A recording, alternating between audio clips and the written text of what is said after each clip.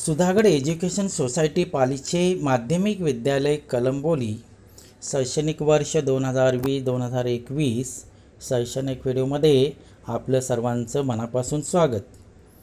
विषय हिंदी, कक्षा 7वी, घटक उपसर्ग प्रत्यय, विषय शिक्षक SP पाटिल। छात्रों, आज हम उपसर्ग और प्रत्यय इसके बारे में जानकारी लेंगे।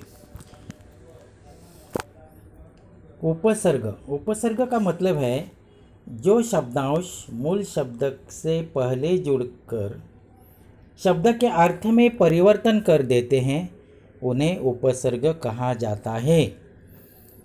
क्या कहा है देखो परिभाषा में, जो शब्दांश मूल शब्द के पहले जुड़कर शब्द के अर्थ में परिवर्तन का मतलब है बदल। मतलब हम शब्द को अगर पहले शब्द या अक्षर जोड़ते हैं तो उसमें क्या होता है, बदल होते हैं, उसे क्या होता है, परिवर्तन कर देते हैं, तो उन्हें क्या कहते हैं, उपसर्ग। मतलब उपसर्ग कहाँ लगाया जाता है, शब्द के पहले। जैसे यहाँ उदाहरण दिया है, अ से असत्य, शब्द दिया है, समझो सत्य। सत्य के पहले हम अगर अ लगाते हैं तो क्या होता है, अर्थ बदल जाता है। अ लगाने से असत्य यह शब्द बनता है। उसी तरह क्या हुआ, सत्य असत्य, धर्म अधर्म, शुभ अशुभ, पुत्र से आगे अगर सु जोड़ते हैं तो सुपुत्र, मति के आगे अगर हम सु लिखते हैं सुमति, शील के आगे सु लिखते हैं तो सुशील, कुसंग के आगे संग के आगे अगर हम कु लिखते हैं तो कुसंग, प्रथा कुप्रथा, मति कुमति इत्यादि। तो उपसर्ग का मतलब है जो शब्दांश मूल शब्द के पहले जुड़कर शब्द के अर्थ में परिवर्तन कर देते हैं, उन्हें उपसर्ग कहा जाता है। ध्यान में रखो, उपसर्ग शब्द के पहले लगता है। उपसर्ग मतलब जो शब्द जुड़ता है वो कहाँ जुड़ता है, शब्द के जो मूल शब्द हैं, जैसे सत्य, धर्म, शुभ, इसके आगे अ लगाने से क्या होगा, क्या हुआ, असत्य अधर्म अशुभ, यह शब्द बनते हैं। तो शब्द का अर्थ बदल गया। पुत्र, मति, शील, इसके आगे अगर हम सु लगा देते हैं तो शब्द बनता है सुपुत्र, सुमति, सुशील। तो ये इससे भी क्या होता है, अर्थ बदल जाता है। जो शब्दांश शब्दों के अंत में जुड़कर उनके अर्थ में विशेषता उत्पन्न कर देते हैं, उन्हें प्रत्यय कहा जाता है। उपसर्ग शब्द के पहले जुड़ता है तो प्रत्यय शब्द के अंत में जुड़ता है। और इससे क्या होता है, शब्द का अर्थ नहीं बदलता, तो शब्दार्थ को शब्दों के अंत में जुड़कर अर्थ में विशेषता उत्पन्न कर देता है, उन्हें प्रत्यय कहा जाता है। प्रत्यय के प्रयोग से नया शब्द बनाया जाता है। प्रत्यय जोड़ने से क्या होता है, एक नया शब्द बनता है बच्चों। जैसे देखो यहाँ विदेश में ई जोड़ने से विदेशी, नागपुर में ई जोड़ने पर नागपुरी, वीर में ता जोड़ने से वीरता, मधुर में ता जोड़ने पर मधुरता, दया में वान जोड़ने पर दयावान, गुण में वान जोड़ने पर गुणवान। देखो गुण ये शब्द दिया है और इसके अंत में वान हमने शब्द लिखा है, जोड़ा है, तो गुणवान क्या हुआ, एक शब्द को विशेषता पैदा हुई है। अभी उपसर्ग और प्रत्यय में अंतर क्या है, तो उपसर्ग शब्द के पहले जोड़े जाते हैं प्रत्यय सदैव शब्द के अंत में जोड़े जाते हैं। छात्रों ध्यान में रखो, उपसर्ग शब्द के पहले जोड़े जाते हैं और प्रत्यय सदैव शब्द के अंत में जोड़े जाते हैं। उपसर्ग से जब उपसर्ग में शब्द जुड़ने से क्या होता है, शब्द का अर्थ बदल जाता है। तो प्रत्यय में शब्द जोड़ने से क्या होता है, उसे विशेषता पैदा होती है। उपसर्ग शब्द में परिवर्तन कर देते हैं, जबकि प्रत्यय शब्द के अर्थ में विशेषता उत्पन्न कर देते हैं। जैसे न्याय अन्याय, शुभ अशुभ। उपसर्ग जोड़ने पर न्याय और अशुभ का अर्थ विपरीत हो जाता है। दूसरी ओर समाज में इक प्रत्यय जोड़ने से शब्द बना है सामाजिक, जिसका अर्थ है समाज से संबंधित। देखो यहाँ नीचे दिए गए शब्दों को देखो। अधिक सत्य शब्द बना है असत्य। ये क्या है, उपसर्ग है। अधिक यश अपयश, ये यश क्या है, मूल शब्द है। जोड़ने से अपयश क्या हुआ, एक नया शब्द बना। पुत्र ये मूल शब्द है, उसके पहले सु जोड़ने से सुपुत्र ये शब्द बना है, एक नया शब्द बन गया। आदर के आगे अन अधिक आदर बरोबर अनादर, इस तरह उपसर्ग बनते हैं। देखो सत्य शब्द के पहले लगाने पर असत्य शब्द बना है। यश शब्द के पहले लगाने पर अपयश शब्द बना है। पुत्र शब्द के पहले सु लगाने पर सुपुत्र शब्द बना है। आदर शब्द के पहले अन लगाने पर अनादर शब्द बना है।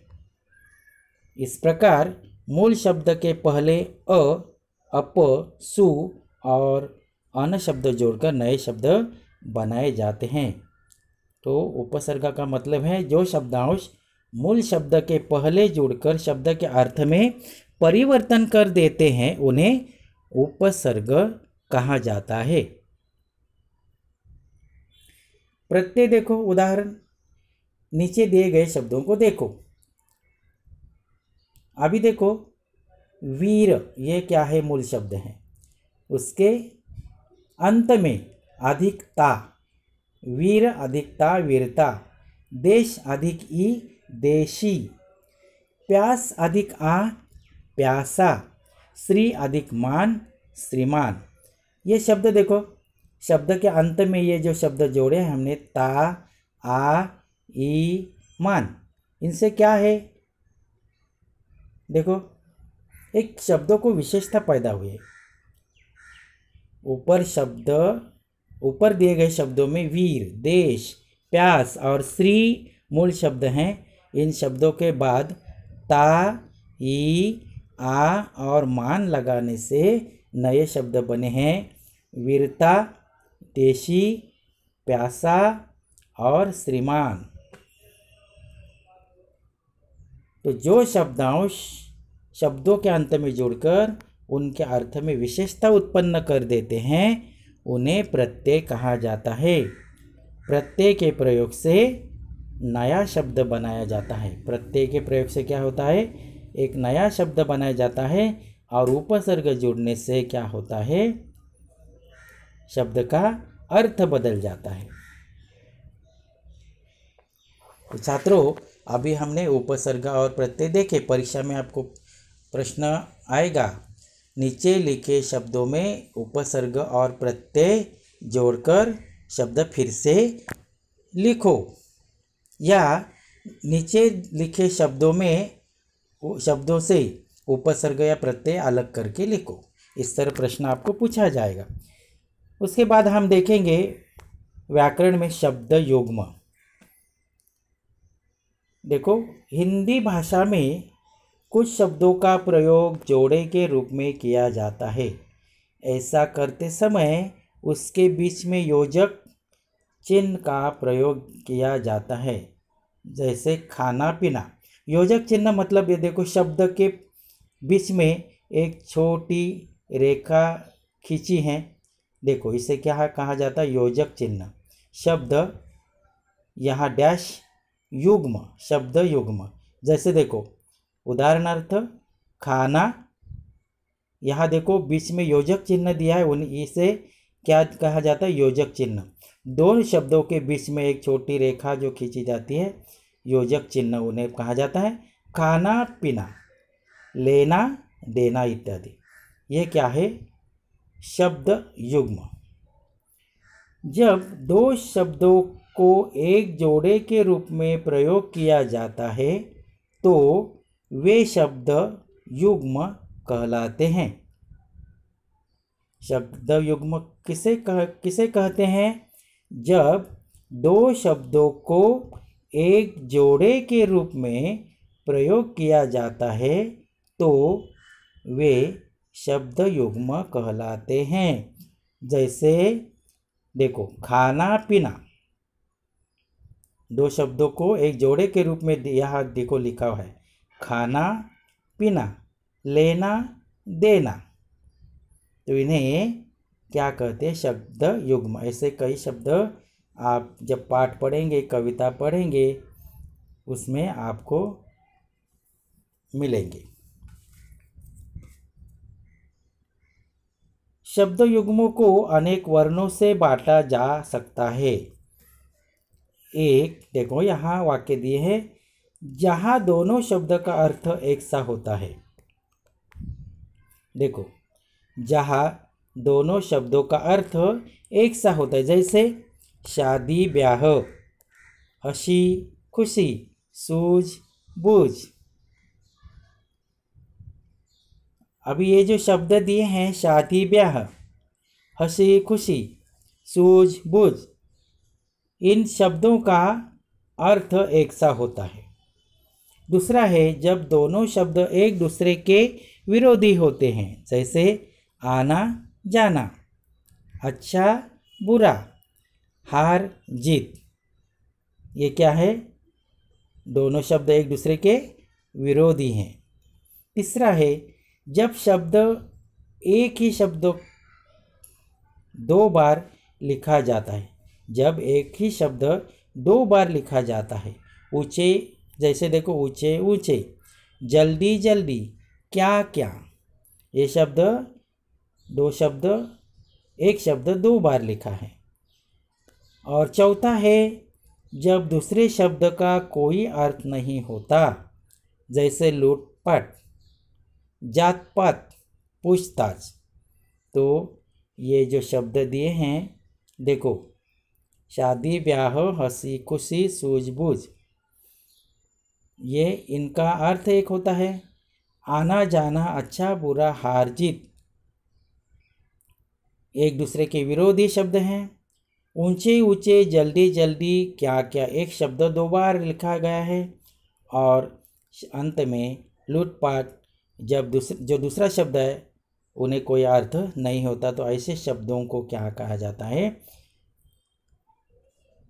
शब्द युग्म कहा जाता है। परीक्षा में आपको ये भी प्रश्न 2 अंक के लिए पूछा जाता है।